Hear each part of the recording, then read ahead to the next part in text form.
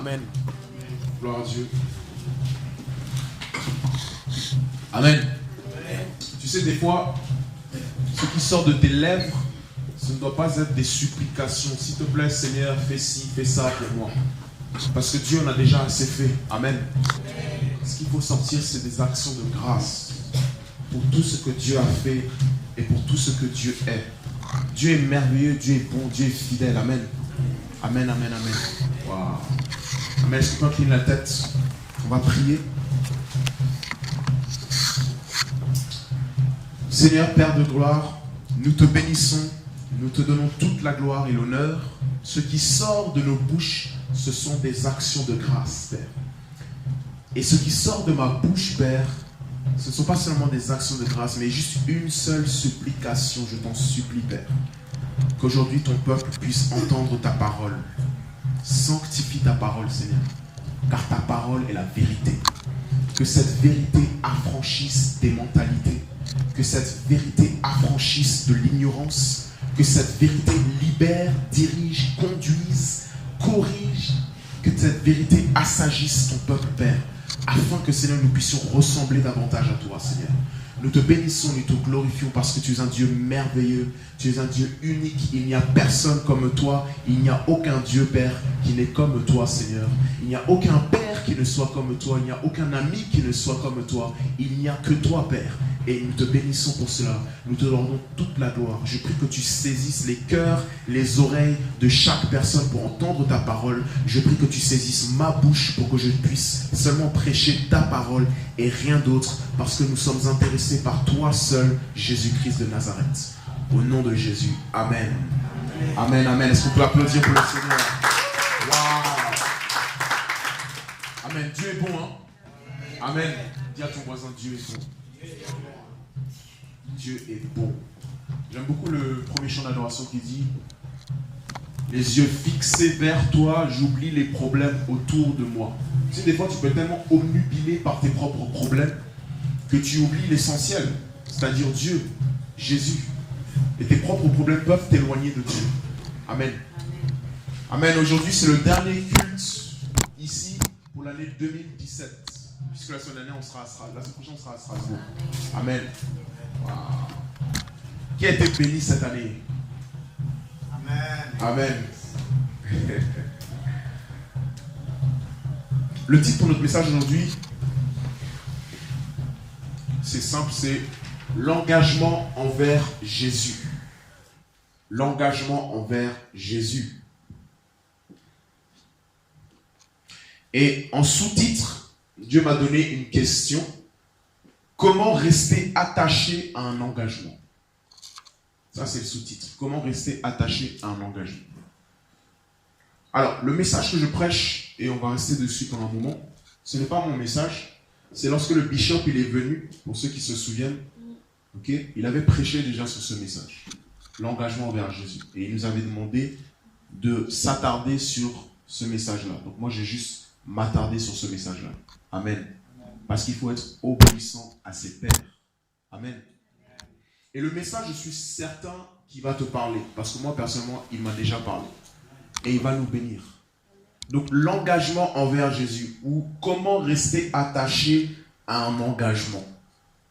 Waouh. Comment rester attaché à un engagement. Jean chapitre 6. À partir du verset 48 à 71. Juan, Jean, Johannes. Amen. Continue, c'est quoi?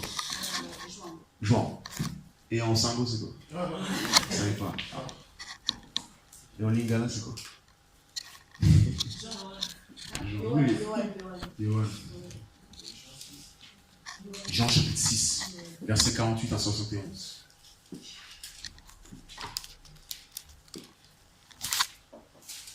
Jean chapitre 6, verset 48 à 71. Comment rester attaché à un engagement. On va rester pendant un bon moment sur le thème de la loyauté et de la déloyauté. On va vraiment squatter ce thème. Et on va commencer déjà par le message que le bishop nous a donné. Jean chapitre 6, verset 48 à 71. C'est bon? Ok. Je suis le pain de vie. vos pères ont mangé la manne dans le désert et ils sont morts. C'est ici le pain qui est descendu du ciel afin que celui qui en mange ne meure pas. Je suis le pain vivant qui est descendu du ciel. Si quelqu'un mange de ce pain, il vivra éternellement. Et le pain que je donnerai, c'est ma chair que je donnerai pour la vie du monde. Les Juifs donc discutaient entre eux et disaient, mais comment peut-il donner sa chair à manger? Et Jésus leur dit, en vérité, je vous le dis, si vous ne mangez la chair du Fils de l'homme et ne buvez pas son sang, vous n'aurez pas la vie en vous-même. Celui qui mange ma chair et qui boit mon sang a la vie éternelle, et je le ressusciterai au dernier jour. Car ma chair est une véritable nourriture et mon sang est un véritable breuvage. Celui qui mange ma chair et qui boit mon sang demeure en moi et moi en lui. Comme le Père qui est vivant m'a envoyé et que je suis vivant par le Père, ainsi celui qui me mangera vivra aussi par moi. C'est ici le pain qui est descendu du ciel. Il n'en est pas comme de vos pères qui ont mangé la manne et qui sont morts. Celui qui mangera de ce pain vivra éternellement. Il dit ces choses dans la synagogue, enseignant à Capernaum, verset 60. Plusieurs de ses disciples l'ayant entendu dire, « Cette parole est dure, qui peut l'écouter? Qui peut l'écouter? Qui peut l'écouter ?» Mais Jésus, sachant en lui-même que ses disciples murmuraient à ce sujet, leur dit, « Cela vous scandalise-t-il? Qu'arrivera-t-il alors si vous voyez le Fils de l'homme monter où il était auparavant? C'est l'esprit qui vivifie, la chair ne sert de rien. Les paroles que je vous ai dites sont esprit et vie. » Maintenant, verset 64. On a dit engagement. « Mais il en est certains parmi vous qui ne croient pas. En effet, Jésus savait dès le commencement qui étaient ceux qui ne croiraient pas et qui était celui qui le trahirait. Il leur dit donc, c'est pour cela que je vous ai dit que personne ne peut venir à moi si cela ne lui a pas été donné par mon Père. Dès lors, plusieurs de ses disciples, notons disciples, on n'a pas dit plusieurs de la foule, plusieurs des incroyants, plusieurs de ses disciples l'abandonnèrent et ils ne marchèrent plus avec lui. Donc à ton voisin, quel type de disciple es-tu? Verset 67. Et Jésus dit aux 12, et vous, ne voulez-vous pas aussi vous en aller? Mais Simon-Pierre lui répondit, Seigneur, auprès de qui irions-nous? Tu as les paroles de la vie éternelle. Et nous avons cru et nous avons connu que tu es le Christ, le Fils du Dieu vivant. Jésus leur répondit, ne vous ai-je pas choisi, vous les 12, et toutefois l'un de vous est un diable. Or, il parlait de Judas Iscariote, fils de Simon, car c'était lui qui devait le trahir, quoiqu'il fût l'un des 12. Amen. Wow. Et Shabaya. L'engagement envers Jésus. Le bishop était venu, je crois, au mois d'octobre et il nous avait donné plusieurs points sur l'engagement envers Jésus. En réalité, c'était un message pour être loyal et fidèle, premièrement à Jésus, mais loyal et fidèle tout court. Loyal et fidèle à ton église, loyal et fidèle à ton pasteur, loyal et fidèle à tes frères et sœurs en Christ. Et je pense que jusqu'à maintenant, surtout quand on parlait de la parabole des talents, on a vu que ce que Dieu recherche, ce ne sont pas des gens talentueux et compétents, mais des gens fidèles. C'est la fidélité et la loyauté qui te qualifient. Et on va voir au travers de ce verset, de ces quelques versets, que l'engagement envers Jésus va demander certaines choses. Donc la question c'est comment rester attaché à un engagement. Proverbe chapitre 20 verset 6 dit quoi? Que beaucoup proclament leur bonté, mais un homme fidèle, qui le trouvera? Beaucoup disent Seigneur, je m'abandonne à toi le dimanche matin. Mais le lundi soir, il s'abandonne à une femme.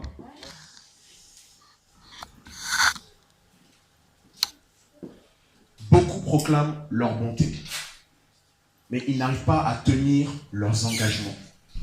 Et c'est ça le grand problème. C'est quand on n'arrive pas à tenir un engagement. Parce que quelqu'un qui n'arrive pas à tenir un engagement, c'est quelqu'un qui n'a pas de parole. Première des choses à comprendre, c'est qu'une personne qui sait respecter un engagement, c'est une personne qui a une parole. Et quand il te donne sa parole, c'est une personne qui se respecte. C'est pour ça que nous tous ici, là, on peut être aussi talentueux, tu peux être aussi belle ou aussi beau que tu veux. Mais si tu n'as pas cette fidélité-là, cette capacité à tenir un engagement, tu ne vaux pas grand-chose. tu ne vaux pas grand-chose. Et je veux qu'on garde ça à l'esprit. Même l'année 2018, on va continuer sur ça. Qu'on garde bien ça à l'esprit. Ce qui fait de moi une personne de valeur. Ce qui fait que, voilà, je suis qui je suis indispensable. C'est ma loyauté, c'est ma fidélité, c'est mon engagement. Et ce que Dieu attend de toi, c'est que tu sois loyal. Maintenant, tu vas me dire, oui, mais pasteur, tu me dis, il faut être loyal. Il faut être fidèle. Il faut être loyal, il faut être fidèle. Ok, bonne chose. Et tu vas sûrement me dire, oui, mais pasteur, comment est-ce que je peux être loyal? Comment est-ce que je peux rester attaché à un engagement? On va voir comment est-ce qu'on peut rester attaché à un engagement. Et ça vaut pour un engagement envers Jésus, une promesse que tu fais envers Jésus, être fidèle à Jésus. Mais ça vaut aussi pour tout. Si un jour tu dois te marier, comment tu peux rester fidèle à un engagement quotidien? Si tu dois faire une promesse à un ami, comment être fidèle à ton ami? Comment être fidèle dans ton église? Comment est-ce que tu peux être une personne sur qui l'on peut compter? Amen. Dans ce chapitre, Jésus est en train de leur dire quelque chose de fou. Allons verset 51-52. Il est dit, « Je suis le pain vivant qui est descendu du ciel. Si quelqu'un mange de ce pain, il vivra éternellement. Et le pain que je donnerai, c'est ma chair que je donnerai pour la vie du monde. » Les Juifs donc discutaient entre eux et disaient, « Comment peut-il nous donner sa chair à manger ?» Amen. Aujourd'hui, pour nous, peut-être que ça a l'air clair. Et peut-être même là où tu es sur ta chaise, là, tu te demandes, mais Jésus, c'est un cannibale ou quoi? Mais il faut comprendre que ces gens-là, et notamment ses disciples, quand Jésus leur parlait, il leur parlait sur un plan spirituel, mais eux n'avaient pas compris. La plupart d'entre eux pensaient que Jésus était un cannibale. Il parlait de cannibalisme. Quand Jésus est en train de dire, vous devez manger de ma chair et boire de mon sang, ils pensaient tous que Jésus est en train de parler de cannibalisme. Oh, manger ta chair. Mais comment est-ce que tu peux nous demander une chose pareille? C'était des disciples qui avaient suivi Jésus, qui avaient entendu les paraboles de Jésus. Si tu prends de Jean chapitre 1 jusqu'au chapitre 6, tu vas voir que Jésus les enseignait. Jésus leur parlait. Ils ont entendu plusieurs enseignements de Jésus. Mais qu'est-ce que tu fais quand Jésus te donne un nouvel enseignement qui a l'air d'être un peu trop difficile pour ton intellect? Parce qu'il faut comprendre avec Jésus, c'est qu'il y a différentes classes. Au collège, on a commencé à la 6e, on va jusqu'en 3e. Ensuite, on va au lycée. Ensuite, on va à l'université. Ce que tu connais maintenant, c'est juste un niveau de révélation que Jésus te donne et veut te donner. Et donc, eux, ils n'ont pas compris. Ils pensaient que Jésus est en train de parler de cannibalisme. Ils pensaient que Jésus est en train de dire qu'ils doivent littéralement manger ses doigts, manger sa bouche et ses oreilles, qu'ils devaient boire le sang de Jésus. Mais Jésus n'était pas en train de parler de ça. Et qu'est-ce qui s'est passé? Parce qu'ils n'ont pas compris, certains sont partis. Ils étaient disciples au début, mais à la fin, ils ont déserté le Seigneur. Parce que tu peux bien commencer, mais tu peux mal terminer. Ce n'est pas parce que tu es disciple aujourd'hui que tu vas forcément terminer disciple demain. Et donc, la première des choses, le premier enseignement que ce passage nous donne, c'est que juste parce que tu n'as pas compris, c'est pas parce que tu n'as pas compris que tu ne dois pas suivre Jésus. C'est pas parce que tu n'as pas compris que tu ne dois pas continuer de suivre. Voilà. C'est pas parce que tu n'as pas compris que tu ne dois pas continuer de suivre. Il y a des choses que Dieu va faire dans ta vie ou qu'il est en train de faire. Et tu ne comprends pas. Pourquoi est-ce que tu ne comprends pas? Parce que la connaissance, c'est à deux niveaux. Il y a la connaissance qui se comprend intellectuellement et il y a une connaissance qui se comprend par la révélation. Un homme qui est charnel et qui n'est pas spirituel est un homme qui va toujours marcher par son intellect. Il faut qu'il comprenne. Moi, quand on me dit que vous devez manger de ma chair et boire de mon sang, mon intellect comprend que c'est du cannibalisme. C'est-à-dire que je dois manger de la chair humaine. Je dois boire du sang. Et parce qu'ils n'ont pas compris intellectuellement, ils ont décidé de déserter Jésus.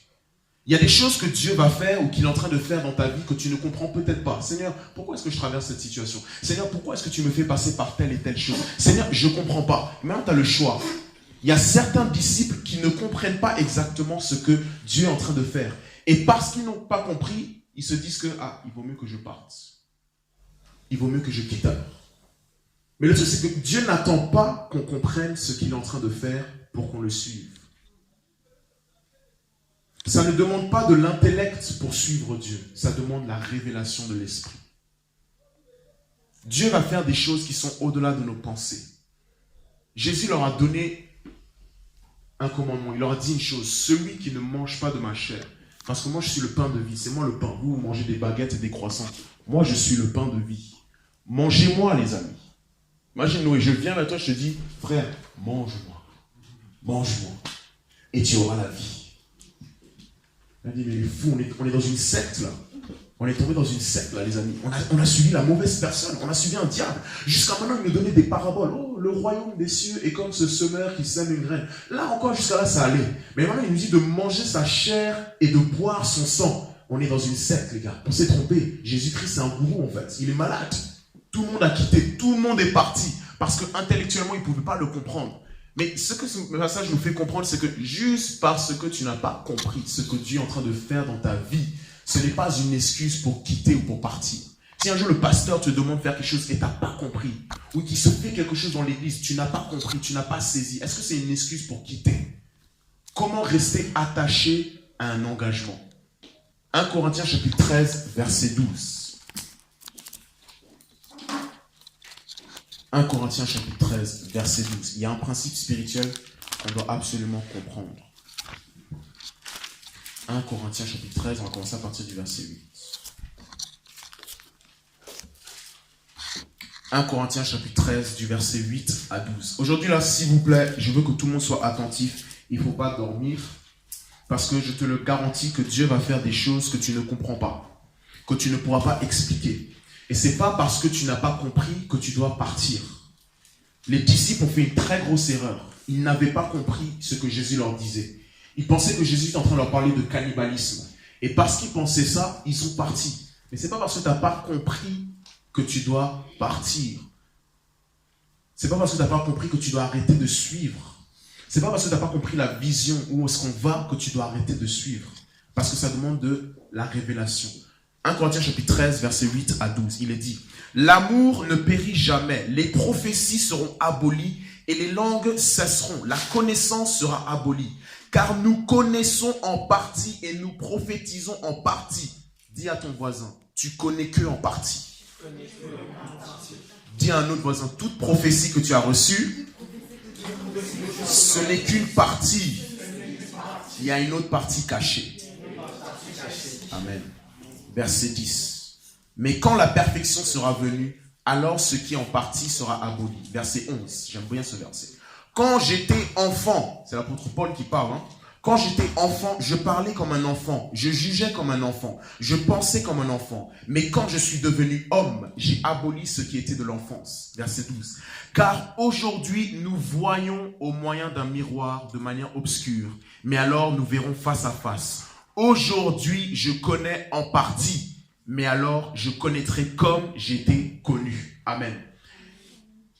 1 Corinthiens 13, du verset 8 à 12, surtout le verset 8, 10 et 12, nous donne un principe spirituel très important. Il faut qu'on comprenne une chose. Nous connaissons qu'en partie. Nous ne connaissons pas tout. Toute prophétie qui peut sortir dans ta vie, ce n'est qu'une partie de la prophétie. Toute révélation que tu reçois, ce n'est qu'une partie. Tout rêve en toi, dans ton cœur, que tu sens que Dieu est en train de te dire, ce n'est qu'une partie. Tu n'auras jamais la totalité de l'image. Tu n'auras jamais toute la compréhension de ce qui est en train de se passer. Et ça, les disciples qui ont quitté Jésus ne l'ont pas bien compris, ce principe spirituel. La Bible dit au verset 8 que le verset 8, 9, nous connaissons en partie, nous prophétisons en partie. C'est-à-dire que s'il y a des prophéties qui sont venues dans ta vie, s'il y a des paroles qui sont venues dans ta vie, ce n'est qu'une partie. Ce n'est qu'une partie. Et personnellement, j'ai des témoignages forts où ce n'est qu'une partie. Je vais donner un exemple. Je voulais faire la présentation avant. Ensuite, je me suis dit non, on est dans la parole, etc. Ensuite, je me suis dit on va la faire après. Mais on fera une présentation formelle après. Mais vous voyez, la jeune dame là, c'est ma femme, rapidement. Okay? On fera une présentation formelle après. Mais je vais utiliser cet exemple-là pour vous faire comprendre quelque chose. Il y a 6 ans de cela, en 2011, elle devait venir avec d'autres étudiants pour faire un programme d'échange à Strasbourg. Ok? Moi, j'étais à Strasbourg. Et elle m'a dit plus tard, mais qu'il y avait un frère, pendant qu'elle priait, un frère qui est venu qui lui a dit, écoute, je t'ai vu devant la tour Eiffel. Je ne sais pas pourquoi, mais je te dis juste que je t'ai vu devant la tour Eiffel. Tu vois. Et elle, ça tombe bien parce qu'elle était en train de prier pour qu'on puisse la prendre, la sélectionner, pour qu'elle puisse faire ce programme d'échange à Strasbourg. Parce que c'est quelque chose de très sélectif. Donc elle a vu ça comme une réponse de Dieu. Ah, quelqu'un m'a vu devant la tour Eiffel. Ah, c'est que Dieu a parlé, je vais être prise pour ce programme. Amen. Sauf que en venant à Strasbourg, Dieu avait caché une autre partie. Dieu lui montre que oui, tu vas venir en France, mais en arrivant en France, tu vas rencontrer ton mari. C'est même pas fini. C'est même pas fini. Amen. Aujourd'hui, nous sommes ensemble et nous nous retrouvons dans quelle ville? Paris.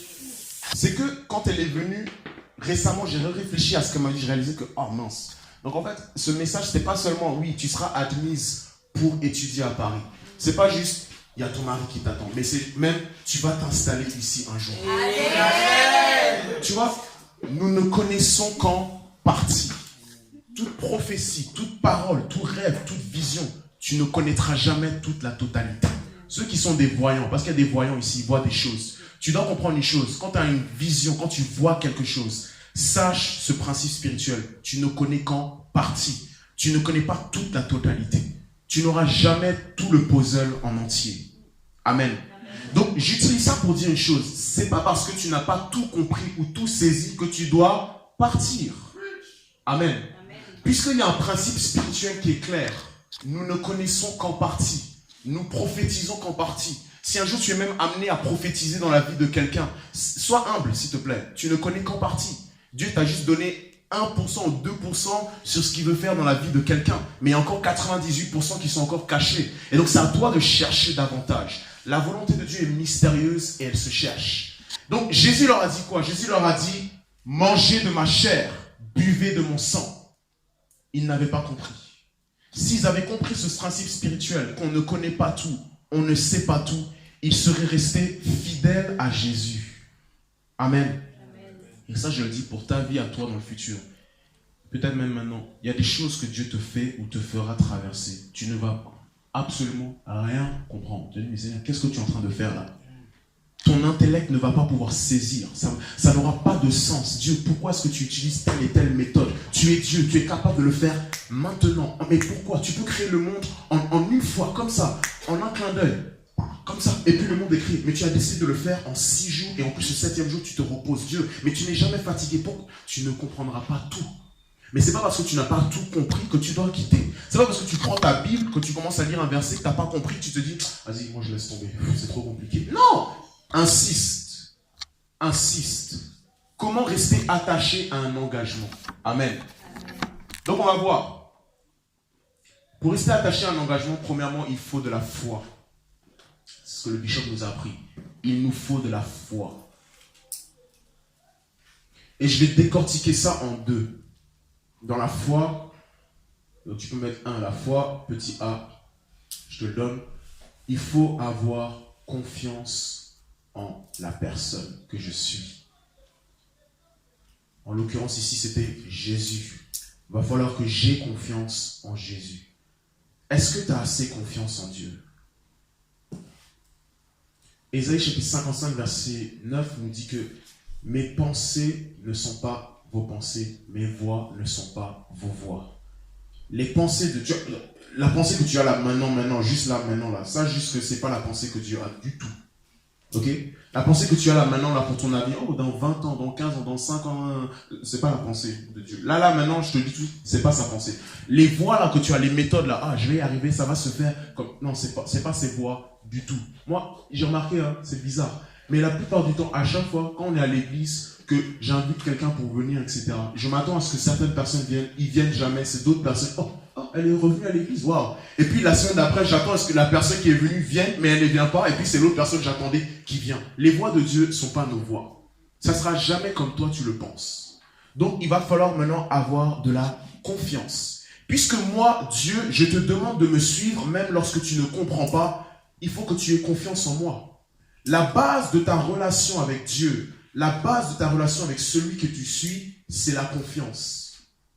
Les disciples ici qui ont quitté n'avaient pas confiance en Dieu, en Jésus. Jésus leur a dit quelque chose de malade et de fou. Il leur a dit, mangez de ma chair, buvez de mon sang. Ils ont eu peur. Ils se sont dit, mais qui est-ce qui peut écouter une telle parole? Il est malade ou quoi? Il est en train de prêcher du cannibalisme.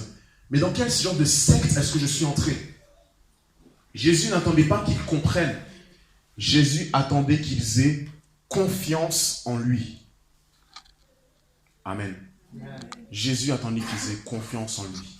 Si tu veux rester attaché à un engagement, que ce soit avec le Seigneur, que ce soit avec ton pasteur, avec ton église, avec tes frères et sœurs, que ce soit pour plus tard dans ta vie maritale, avec ta femme ou ton mari, que ce soit avec ton patron même, ou avec ton prof, qui que ce soit, va falloir établir une relation de confiance. Première des choses, confiance. La Bible dit dans Hébreux 11.1 que la foi, c'est la ferme assurance des choses qu'on espère.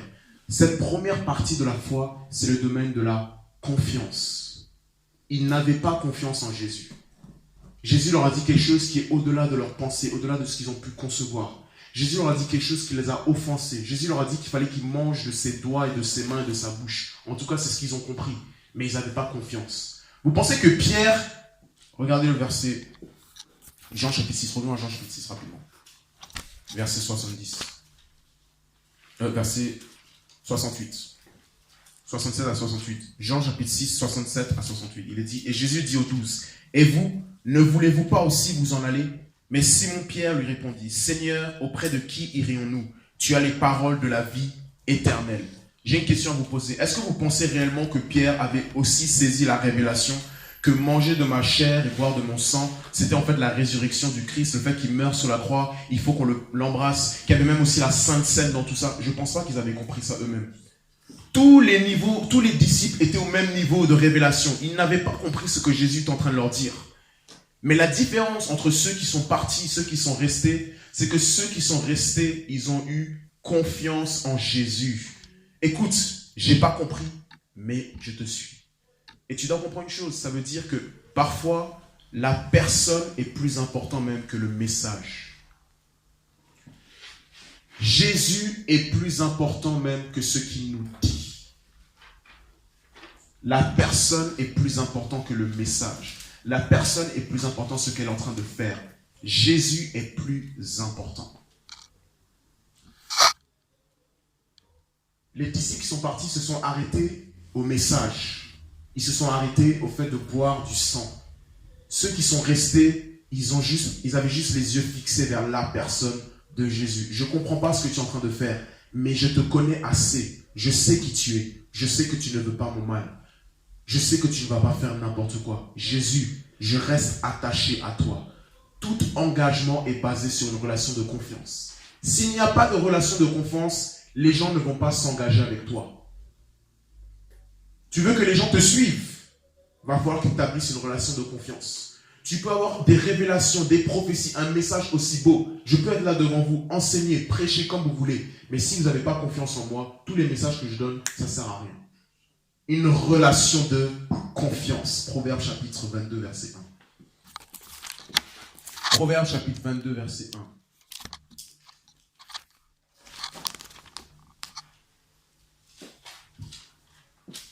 Est-ce qu'on peut tous prendre Proverbe chapitre 22, verset 1? Comment rester attaché à un engagement? Comment est-ce que je peux être une personne de confiance? Comment est-ce que les gens aussi peuvent rester engagés, attachés à moi? Proverbe chapitre 22, verset 1. Ça, c'est un verset très, très important. La Bible dit, la renommée ou une réputation est préférable aux grandes richesses et la bonne grâce plus que l'argent et l'or.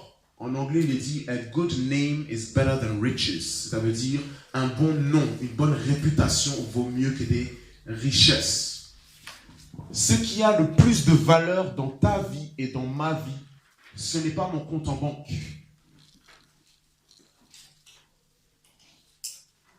C'est pas ça qui a le plus de valeur.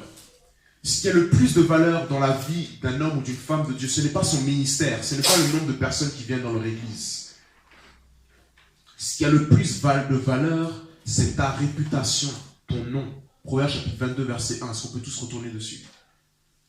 La renommée ou la réputation est préférable aux grandes richesses. Si tu veux que les gens aient confiance en toi, et si tu veux faire confiance à quelqu'un, regarde sa réputation, regarde son nom. Et quand je méditais ce verset, Dieu est en train de me parler sur certaines choses. Une des choses qui est en train de me faire comprendre, c'est que, écoute, Gilbert, s'il y a une situation ou s'il y a quelqu'un qui est en train de ternir ton image ou ta réputation, si tu es en train de te trouver dans quelque chose qui est en train de casser ta réputation ou ton nom ou ton image, Tu dois fuir, tu dois prendre précaution, tu dois faire très très attention. Parce qu'une fois qu'on a gâché ou terni ton image, ça reste à jamais sur toi. Pourquoi? Parce qu'on ne peut plus te faire confiance. Et moi je le dis, je l'ai déjà dit mais je le dis, le jour où on apprend que Dieu a menti, ne serait-ce qu'une fois les amis, on peut aller tous se suicider. Moi je vous dis, on peut tous se suicider. Pourquoi? Pourquoi? Parce que si Dieu a menti une fois, qu'est-ce qui me garantit qu'ici là, il n'a jamais menti là-dedans? Puisqu'il a menti déjà une fois, qu'est-ce qui me garantit qu'il ne peut pas mentir? Qu'est-ce qui me garantit qu'il ne peut pas mentir demain, puisqu'il l'a fait une fois? Donc Dieu, quand Dieu te donne une promesse dans ta vie, il ne s'agit pas juste de toi, il s'agit de sa propre réputation. Parce que si ça ne s'accomplit pas dans ta vie, on va dire que Dieu est un menteur. Et donc sa réputation est ternie. Il dit dans sa parole qu'il a mis sa parole au-dessus de lui-même. Sa parole au-dessus de lui-même. Tu veux être une personne de confiance. Garde bien ton intégrité. Garde bien ta renommée. Garde bien ta réputation. C'est pour ça que le Satan, il est malin. Oh, on entend toujours, oui, ouais, tel pasteur, il a fait ça, tel pasteur. On t'a entendu le scandale de tel et tel pasteur. Et toi, comme un bête et un stupide, tu rentres aussi dans cette discussion. Ah ouais, il a fait ça, il a trompé sa femme, c'est vrai, il a divorcé.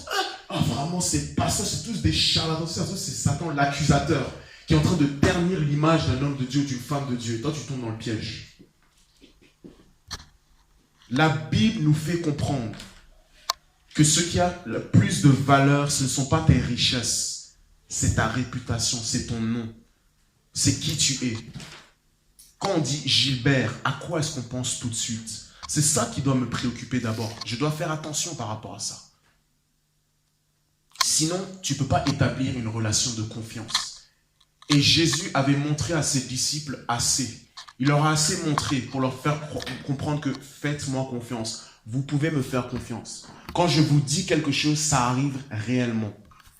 Ça arrive réellement. C'est pas parce que vous ne comprenez pas que vous devez me quitter, que vous devez abandonner. Au contraire, persévérez et suivez-moi. Pourquoi? Parce que vous ne suivez pas un message, vous suivez une personne. La réalité, c'est que nous sommes tous ici parce que nous suivons une personne. Nous suivons quelqu'un. Nous suivons Jésus-Christ. C'est pour ça que nous sommes là. Donc pour établir une relation de confiance, il faut que tu gardes ton nom, ta réputation et ton intégrité. Est-ce que les gens ont du mal à s'attacher à toi, à te faire confiance? Parce que justement, il y a un problème avec ton image, tu as terni ta réputation, ton nom. Quand on pense à toi, ah lui là, on le connaît. Lui là, il te dit il arrive à 15h et puis il est là à 20h. On le connaît. Oh, les Africains, on les connaît. Dites-leur on commence à 16h. Parce que si aujourd'hui on commence à 14h, on va commencer à 18h. On les connaît. Tu vois, c'est des petites choses comme ça. Ta parole, elle est toujours mise en jeu. Et à chaque fois qu'on vient ici, qu'on dit Seigneur, je m'abandonne à toi, c'est notre parole qui est mise en jeu. Donc, première chose, il nous faut la foi. Dans la foi, il faut de la confiance. La deuxième des choses, la Bible nous fait comprendre que la foi, c'est aussi la démonstration des choses qu'on ne voit pas. C'est-à-dire, il faut de la révélation. Il va falloir de la révélation. La foi, en réalité, c'est une révélation que tu as. Pour suivre Jésus, pour suivre Dieu, il va falloir une révélation. Et je veux être clair, comme j'ai dit, le message, ce n'est pas seulement pour suivre Jésus. Parce qu'il y en a, ils sont forts pour suivre Jésus, mais ils ne sont pas forts pour suivre leurs frères et sœurs ou être fidèles à l'église ou quoi que ce soit. Donc ils disent, moi je peux prier seul chez moi, avec mon Dieu. Mais c'est que tu n'as pas compris Dieu. Donc c'est pour ça que j'insiste pour dire, il s'agit de Jésus, mais en réalité, il s'agit de tout domaine de la fidélité. Si tu veux suivre le Seigneur, il va falloir que tu sois une personne de la révélation, pas une personne de l'intellect. Tu dois avoir une révélation que Dieu est Jésus, Jésus est Dieu. Quand il me dit que je dois manger de sa chair et son sang, ce qu'il est en train de dire, c'est que je dois avoir foi en sa mort et sa résurrection à la croix. Je dois avoir foi que quand je prends la Sainte Seine, Jésus est présent parmi nous. Et que son sang et son corps me donnent la vie éternelle. Quand il me dit qu'il est le pain de vie, il ne parle pas littéralement. Il n'est pas en train de dire je suis une baguette ou un croissant. Non, il est en train de dire qu'il est celui qui me donne la source de la vie. Mais il faut une révélation pour comprendre cela. Une révélation. Pour suivre le Seigneur, il faut une révélation. C'est pour ça qu'à chaque fois que tu ne comprends pas quelque chose, c'est là où tu dois demander une révélation du Seigneur. Si tu arrives à tes limites intellectuellement parlant, tu n'arrives pas à saisir ce que Dieu fait, cherche la révélation. Et je donne toujours ce même exemple. Quelqu'un qui est dans la chair, quand il va pleuvoir, il va se dire, oui, donc selon la météorologie, quand les nuages ont une certaine position et que le soleil se cache, il commence à pleuvoir. Et puis il pleut. Mais quelqu'un qui est dans la révélation de l'esprit en train de dire, je ne sais pas pourquoi, mais j'entends un son. J'entends la pluie qui va couler. Et mais qu'est-ce que tu racontes? Il fait, j'entends la pluie. Et c'est ce qui arrive avec Noé. Noé est en train de prêcher, en train de leur dire, il va y avoir un déluge. Et les gens regardent, mais il fait beau. Qu'est-ce qu'il nous raconte? Il n'a jamais plu, on ne connaît pas la pluie. Il va y avoir... Comment est-ce que Noé a su qu'il allait y avoir un déluge? Parce qu'il était dans la révélation. Tout ce que Dieu va faire dans ta vie, il faut que ce soit par la révélation. Parce que le jour où les circonstances vont être contraires à ta révélation, c'est là que tu vas te tenir ferme. Parce que tu sais ce que Dieu a dit. Et ce que Dieu dit arrive réellement. On va terminer sur Philippiens chapitre 3, versets 15 à 16. Philippiens chapitre 3, versets 15 à 16.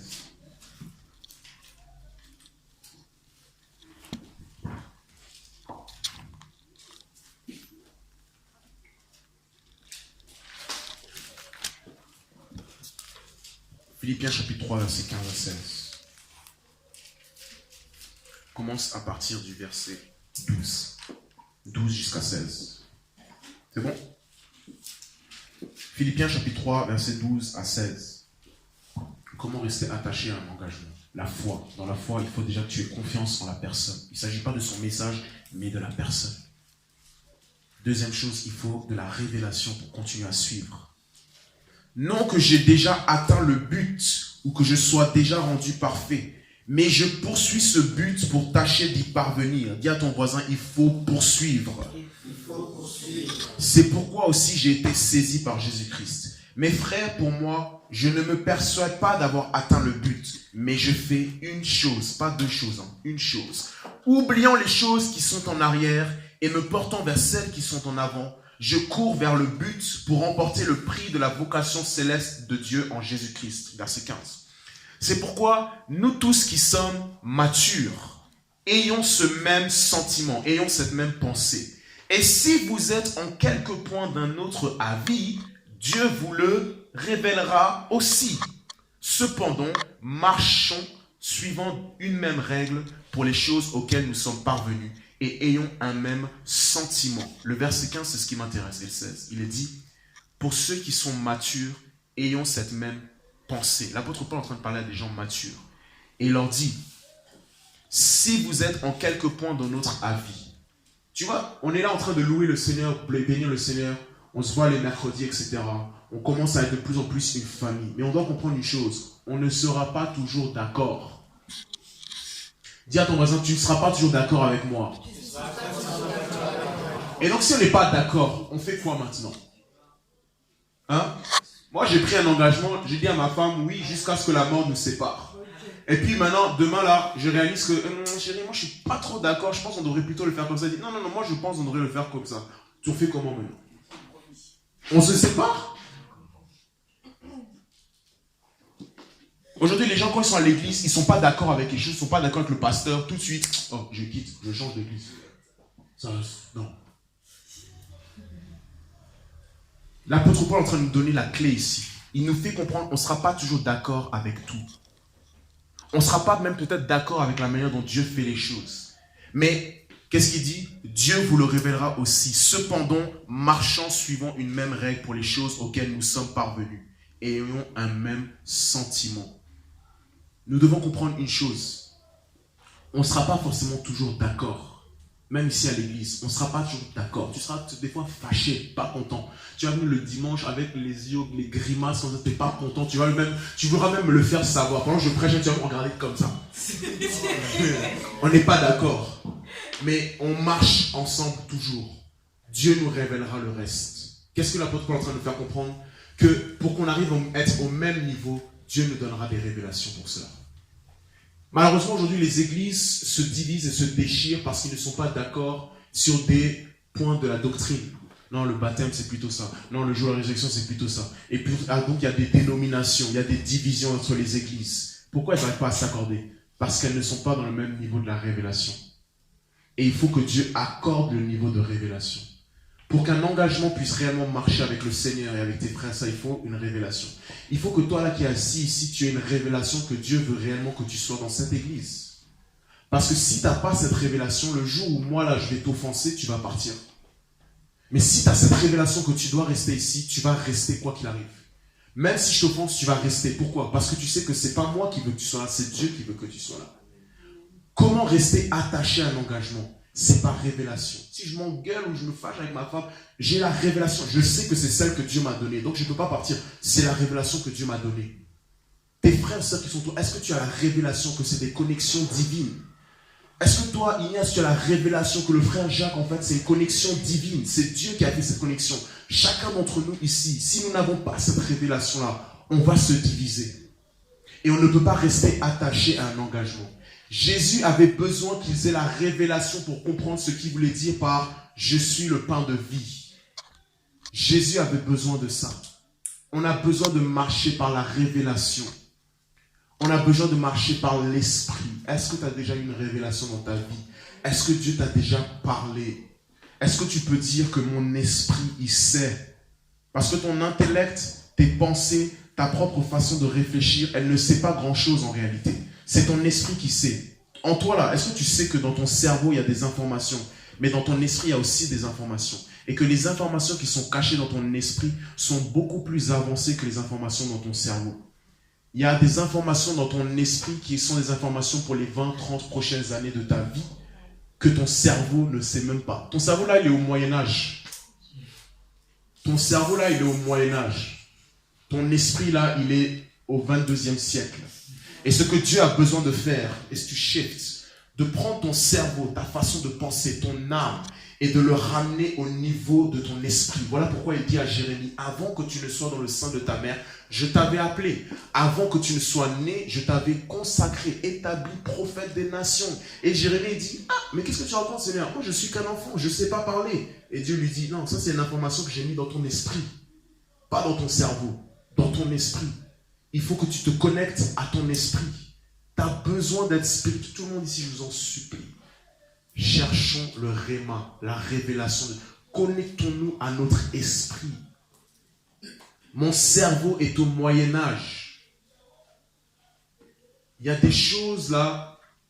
Tu sais, je vous avais dit à la fois que une fois Dieu me parlait, quand je marchais, j'allais en cours et Dieu m'a dit, marche comme si tu domines.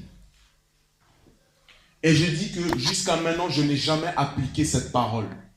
Pourquoi? Parce que je n'ai jamais cessé de marcher par mon cerveau. Seigneur, je ne suis qu'un enfant. Seigneur, je ne sais pas parler. Mais Seigneur, je ne suis pas compétent. Et Dieu est en train de dire, mais dans ton esprit, là, il y a un dominateur, il y a un roi. Je veux que tu marches comme ça. Amen. Mais il faut que je marche par la révélation. Si je marche par mes pensées, si je marche dans la chair, si je marche par mon intellect, je ne pourrai jamais rester engagé à Jésus. Je ne pourrai jamais rester fidèle à mon appel. Dans ton esprit, il y a un homme, une femme que tu ne connais pas. Il y a quelqu'un à l'intérieur de toi. Il y a quelqu'un que tu ne connais pas. Que tu ne connais pas. Mais il va falloir que tu sois dans le domaine de la révélation. Il va falloir que tu sois dans le domaine de la révélation. Donc pour suivre Jésus, pour rester attaché à un engagement, nous avons besoin déjà de la foi. Et dans la foi, nous avons déjà besoin de confiance. Faire confiance à la personne que je suis. Faire confiance à Jésus. Faire confiance à mon église. Faire confiance à mon pasteur. Faire confiance à mes frères et sœurs. Faire confiance à mon mari, à ma femme, à ma mère, à mon père. Faire confiance aux connexions divines. On est ensemble ici, là, mais il y a des choses qui sont à l'intérieur de Noé, qui seront des paroles que le frère Alain a besoin d'entendre. Il y a des choses que Dieu a mis dans le frère Jacques, que la sœur Madeleina a besoin d'entendre. C'est des connexions divines. Mais si toi tu es charnel, tu te dis, ah, j'étais à l'église, et puis il y avait des frères et sœurs, et puis voilà, sans plus. Révélation. Donc il faut déjà confiance. Confiance. Nous devons être des hommes et des femmes intègres. Ce qui a le plus de valeur dans ta vie, crois-moi, ce n'est pas les richesses que tu as. C'est ton nom, ta réputation, qui tu es. Quand on dit Gilbert, à quoi est-ce qu'on pense? Dieu a dit à Abraham, je ferai ton nom grand. I'll make your name great. C'est ton nom. Il n'a pas dit, je ferai tes finances grandes. Et on lui a dit, je ferai ton nom grand. C'est ton Dieu, et Dieu, ce qui importe, Dieu, c'est ton nom. Et voilà pourquoi Dieu a dit, si jamais tu te retrouves dans une situation où avec des gens qui vont ternir ton image, il faut fuir. S'il vous plaît les amis, écoutez bien, c'est un avertissement que Dieu donne. Il faut fuir. Ne te mets pas dans une histoire où ça va ternir ton image. Dès que tu es à côté de personnes qui risquent de ternir ton image, il faut fuir. Parce que c'est ce qui a le plus de valeur. Pourquoi? Parce qu'à partir du moment où tu rentres dans une salle, si on a terni ton image, tout de suite les gens ont une opinion sur toi. Tout de suite ça te casse. Ça te casse. Deuxième chose, la révélation. Il faut que j'ai de la révélation pour suivre le Seigneur Jésus. Il dit, je suis le pain de vie. Ça va demander une révélation pour comprendre ce qu'il veut dire par je suis le pain de vie. Et la révélation, sache, dans ton esprit là, il y a des informations. Mais il va falloir télécharger ça pour amener ça dans ton esprit, dans ta pensée. Après, là c'est déjà un travail. Hey, déjà télécharger pour que ce soit dans ta petite tête là, ça c'est déjà un travail. Après l'autre travail, c'est la rééducation. Maintenant, il faut que, voilà, si Dieu par exemple te dit tu es un prince, marche comme tu domines. Tu vas essayer, mais des fois, tu vas encore réfléchir dans la chair, donc tu vas encore marcher comme ça. Et puis, c'est vrai, il a dit je suis un prince, pardon. Tu vois.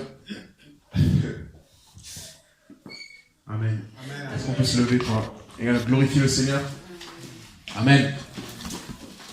J'aimerais que tu saches qu'il y a des informations en toi en fait. Tu cherches peut-être la volonté de Dieu, tu cherches à comprendre certaines choses, tu ne comprends pas tout. Mais en fait, les informations sont déjà dans ton esprit. Les informations sont déjà dans ton esprit. On n'a pas beaucoup de temps, donc déjà tu vas juste prier, Seigneur, accorde-moi un esprit de révélation. Un esprit de révélation. Prie, demande le Seigneur, un esprit de révélation. Il ne faut pas me regarder, hein. Il faut prier. Parler à Dieu. Parler à Dieu, parler à Dieu.